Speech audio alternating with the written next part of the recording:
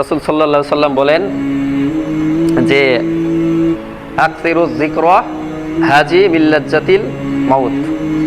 তো এই হাদিসটা বলার আগে এই হাদিসটা আমরা অনেক আগে শুনেছি। তো আরেকটা হাদিস এখানে অ্যাড করব, ওটা পরবর্তীতে যাচ্ছি। সর্বপ্রথম আমি পবিত্র কুরআনের 39 নম্বর সূরা সূরাতুল জুমার থেকে কয়েকটা আয়াতে কারিমা তেলাওয়াত করেছি, এরই পরে কিছু কথা রাখবো ইনশাআল্লাহ। এখানে অত্যন্ত সুনিপুণভাবে জান্নাতীদের কি জাহান্নামীদের কি অবস্থা এবং জান্নাতীদের কি অবস্থা মহান রব্বুল আলামিন এখানে তুলে ধরছেন। আমরা জান্নাতি যদি জাহান্নামী, আমাদেরকে যদি জাহান্নামী হতে হয় তাহলে আমাদের কি অবস্থা হবে, আবার জাহান্নামী যদি আমরা যদি জাহান্নামী হয়ে যাই তাহলে আমাদের কি অবস্থা হবে, মহান রব্বুল আলামিন এখানে অত্যন্ত সুনিপুণভাবে এখানে বর্ণনা করেছেন। যে আমরা সাধারণত পৃথিবীতে যে আসছি এটা অল্প সময়ের ক্ষণিকের জন্য আমরা এসেছি, আমাদেরকে আবার পরকালে আমাদেরকে যেতে হবে পরপারে। তো এখানে আমরা সাধারণত অনেকেই বলে থাকি, অনেকেই বিশেষ করে কিছু কিছু লোক যখন দুনিয়ার কোনো ডিপ্রেশনে থাকে, কোনো প্রেসারে থাকে, মানসিক টেনশনে থাকে, মানসিক অস্বস্তিতে থাকে, তো তখন অনেকেই বলে যে আমার মরণটা কেন হয় না, মরলেই বাঁচি, বলে যে মরলেই বাঁচি তাহলে পৃথিবীর জ্বালা যন্ত্রণা থেকে অন্তত রেহাই পাবো। কিন্তু এখানে একটা কথা আছে যে পৃথিবীতে আপনি যতই কষ্ট করেন না কেন এই কষ্টটা সাময়িক, কিন্তু মহান রব্বুল আলামিন যে আমাদের জন্য আফটার লাইফ রেখেছেন, একটা মৃত্যু পরবর্তীতে জীবন রেখেছেন সুন্দর একটা। এখানে ওই কিয়ামতের কথা তো বাদেই দিলাম, আমরা কবর পর্যন্ত, আমরা যে কবরে থাকবো এই কবরটাতে আমরা যদি ধরা খাই, এখানকার আযাব গজব এখান থেকেই তো আমরা পরিত্রাণ পাবো না। মানে 1 সেকেন্ডের যে আযাব গজব এটাই তো আমরা সহ্য করতে পারবো না। তো এখানে মহান রব্বুল আলামিন বলছেন, দেখেন প্রথমত এই কোরআনে কিন্তু মহান রব্বুল আলামিন প্রথমত ভয় দেখাইছেন, মানে ভয়ের এক কথায় ভয়ের আয়াত, আগে জাহান্নামের কথা বলছেন, পরে কিন্তু জান্নাতের কথা বলছেন। মহান রব্বুল আলামিন নিরাশ করেননি, আগে ভয় দেখাইছেন, পরবর্তীতে যারা ভালো কাজ করবে তাদের কি প্রতিদান হবে, তারা কি যা পাবে, তাদের জন্য কি সারপ্রাইজ রয়েছে, মহান রব্বুল আলামিন এটা বলে দিচ্ছেন। তো প্রথমত আসছে যে জাহান্নামীদের বিবরণ, যে জাহান্নামীদের সাথে কেমন আচরণ করা হবে। এখানে মহান রব্বুল আলামিন বলছেন যে ওয়াসিকাল্লাযীনা কাফারু ইলা জাহান্নামা যুমারা, যে কাফেরদের জাহান্নামের দিকে দলে দলে হাঁকিয়ে নিয়ে যাওয়া হবে। অর্থাৎ আমাদের যখন আমাদের যে কিয়ামত সংঘটিত হবে, কিয়ামতের পরে আমাদের যে মানে বিচার ব্যবস্থা আছে আমরা সবাই এটা জানি। তারপরে এটা জানি আউয়ালু মা ইউহাসাবু বিহিল আবদু ইয়াউমাল কিয়ামাতিস সালাহ, প্রথমত বান্দার নামাজের হিসাব নেওয়া হবে, এটা আমরা সকলেই জানি। তো নামাজের হিসাবটা যদি আমরা দিতে পারি, এক কথায় সব কিছু যখন হিসাব কিতাব দিব, আমাদের যে হাসুরের মাঠ রয়েছে এই হাসুরের মাঠের মানে বিচার ফায়সালা হওয়ার পর হয়তোবা কারো নসিবে জান্নাত হবে, কারো নসিবে জাহান্নাম হবে। তো এখানে মহান রব্বুল আলামিন জাহান্নামীদের বর্ণনা প্রথমত দিয়েছেন, যে জাহান্নামীদের বর্ণনা কি হবে দেখেন, বলছে যে ওয়াসিকাল্লাযীনা কাফারু ইলা জাহান্নামা যুমারা, কাফেরদেরকে জাহান্নামের দিকে দলে দলে হাঁকিয়ে নিয়ে যাওয়া হবে। যখন জাহান্নাম অবধারিত হয়ে গেল, বিচার ফায়সালা ফিনিশ হয়ে গেল, তো তাদেরকে জাহান্নামে হাঁকিয়ে নিয়ে যাওয়া হবে। সাধারণত দেখবেন যে সোর আছে না, সোরের পালকে মানুষকে লাঠি পিটা করে হাঁকায় নিয়ে যায় না, অনেকে গরু রাখালরা গরু হাঁকায় নিয়ে যায় না, তো এভাবে করে অত্যন্ত মানে অপমানজনকভাবে তাদেরকে হাঁকিয়ে নিয়ে যাওয়া হবে, দলে দলে তাদেরকে হাঁকিয়ে নিয়ে যাওয়া হবে। এখন দেখেন বলছে যে হাত্তা ইযা জাউহা ফুতিহাত আবওয়াবুহা, তখন কি বলা হবে যে তারা যখন সেখানে পৌঁছবে তখন দরজাসমূহ খুলে দেওয়া হবে এবং তখন তাদেরকে জাহান্নামের দরজাসমূহ খুলে দেওয়া হবে। এই যে জান্নাত, এই যে তোমাদের জাহান্নামের অর্থাৎ তোমরা যে জাহান্নামে তোমাদের জন্য অবধারিত, তখন যখন তাদেরকে হাঁকিয়ে নিয়ে যাওয়া হবে তখন জাহান্নামের দরজাগুলো খুলে দেওয়া হবে, তো তাদেরকে দেখিয়ে দেওয়া হবে তাদের পথ। তো এখন যখন দরজাগুলো খুলে যাবে তো ওয়াকালা লাহুম খাজানাতুহা, এখন দেখেন এখানে বলছে ওয়াকালা, আর যারা জাহান্নামীর যে রক্ষী, অর্থাৎ জাহান্নামীদের যে দেখেন আমাদের সাধারণত জেলখানা আছে না, ওখানে কিন্তু জেল রক্ষী আছে, অর্থাৎ কারারক্ষী আছে, মানে জেলখানা মানে দুনিয়ার জেলখানা, এটা কি ভালো না খারাপ? খারাপ। জেলখানা কি মানুষ ওখানে সুখ থাকে, ওখানে কষ্ট থাকে, কিন্তু পৃথিবীর জেলখানা আর পরবর্তীতে যে জাহান্নাম রয়েছে সেটা কি এক? আকাশ পাতাল তফাৎ। তো এখানে ওয়াকালা লাহুম খাজানাতুহা আলাম ইয়াতিকুম রাসূলুম মিনকুম ইয়াতলুনা আলাইকুম আয়াতি রাব্বিকুম ওয়া ইয়ানজুরুনাকুম। তো এখানে বলছে যে তারা যখন সেখানে পৌঁছবে তাদের জাহান্নামের দরজাগুলো কি খুলে দেওয়া হবে এবং জাহান্নামীর রক্ষীরা তাদেরকে বলবে, তোমাদের কাছে কি তোমাদের মধ্যে থেকে পয়গম্বর আসেনি? অর্থাৎ যে তোমাদের কাছে কি কোনো বার্তাবাহক যায়নি? অর্থাৎ নবী রাসূলকে এখানে বোঝানো হয়েছে।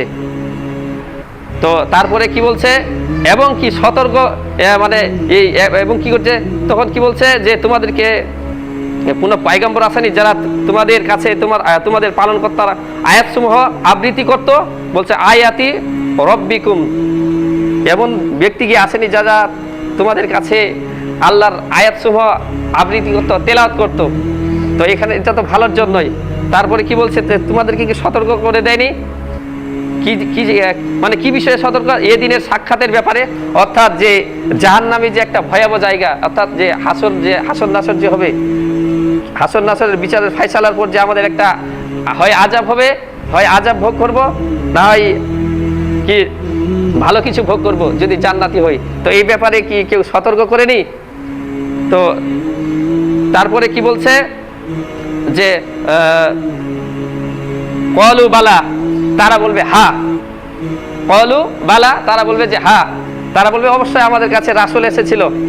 অর্থাৎ এটা যদি বিশ্লেষণে যায় যে রাসূল সাল্লাল্লাহু আলাইহি সাল্লাম তাদেরকে সতর্ক করছিল, তাদেরকে জান্নাতের কথা বলা হয়েছে, জাহান্নামের কথা বলা হয়েছে যে আমি রাসূল, যেটা তোমাদেরকে দেই এটা তোমরা আঁকড়ে ধরো, যেটা তোমাদেরকে যেখান থেকে নিষেধ করি সেটা থেকে তোমরা বিরত থাকো।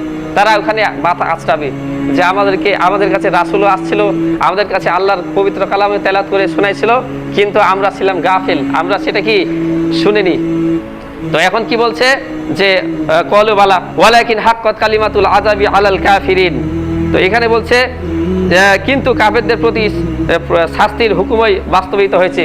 অর্থাৎ যে ব্যক্তি যদি আমাদেরকে কোনো ব্যক্তি সতর্ক করে দেয় যে ওখানে তোমরা যেও না, ওখানে বিপদ হবে, তো ওখানে যে বিপদে যেখানে মানুষগুলো আছে তারাও যদি বলে যে আপনাদেরকে কেউ সতর্ক করেনি যে এখানে আসলে বিপদ হবে, তো সেই ব্যক্তি বুদ্ধিমান, যে কোনো সতর্কবার্তা আসলো সে সেখান থেকে দূরে সরে গেল, সেই তো বুদ্ধিমান লোক।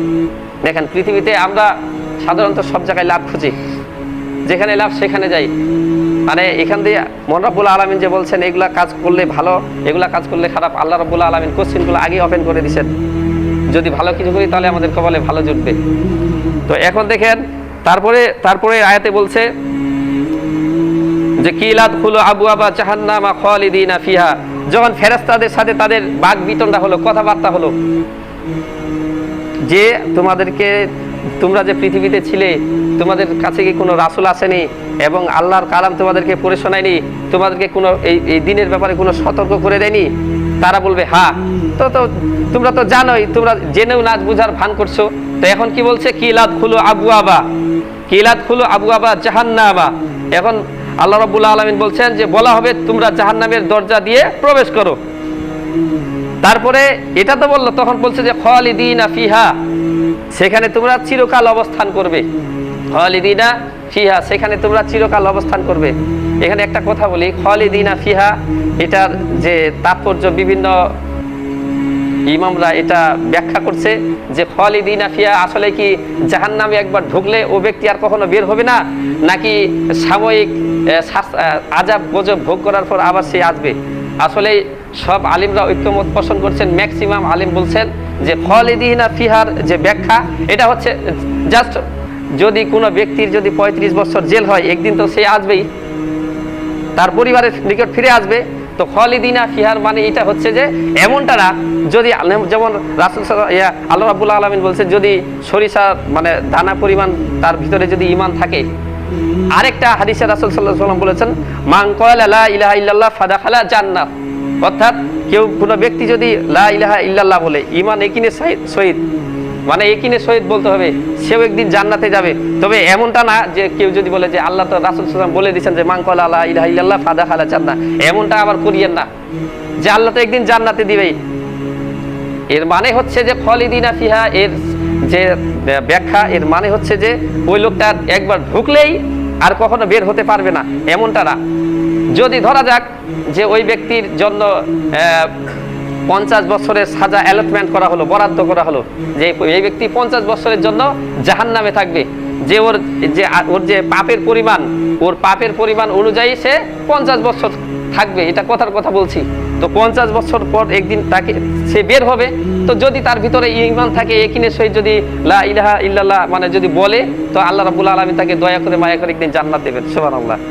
কিন্তু এটা বলার অবকাশ নাই, অপেক্ষা নাই যে আপনি ওই শুধু ওইটার জন্য থাকবেন আর এদিকে আপনি হাত মুঠে বসে থাকবেন, আপনি আমল করবেন না, এমনটা না। তো যখন কি বলছে খালিদিনা ফিহা, সেখানে তোমরা মানে চিরকাল অবস্থান করবে। তো বলছে, তারপর বলছে বিইসা মাসওয়াল মুতাকাব্বিরিন, সে তারপরে কতই নিকৃষ্ট অহংকারীদের আবাসস্থল। এই যে আবাসস্থলটা, এটা অহংকারীদের। আসলে মানুষ সাধারণত অহংকারেই বেশি করে। অনেকে দেখেন দাড়ি টুপিওয়ালা, এগুলো কি রে ফকির নিয়ে এসে ইত্যাদি ধরনের, মানে মানুষকে দেখে ট্রল করে। এমনটা কখনো করা যাবে না। অহংকার বশত অনেকে পাপ করে, অহংকার বশত অনেকে টাকনুর নিচে কাপড় পরে, মানে বিভিন্ন অহংকার বশত দাড়ি রাখে না, আমাকে বুড়া বুড়া লাগবে, চাচা চাচা লাগবে, ইত্যাদি ইত্যাদি। তো এমনটা করে। আচ্ছা দেখেন, আমি একটা কথা বলি যে মহান রব্বুল আলামিন, একটা কথা বলছিলাম আমি, যে আপনারা অন্তত এই আমলটা করবেন, যে যখন আপনাকে, তার আগে আরেকটা হাদিসের কথা বলি আমি এর ফাঁকে। একদিন রাসূল সাল্লাল্লাহু আলাইহি সাল্লাম এক জানাজায় উপস্থিত হলেন। তো এই জানাজায় উপস্থিত হলেন, দেখলেন যে কিছু লোক ওই জান্নাতে ইনস্ট্যান্ট হাসাহাসি করছে।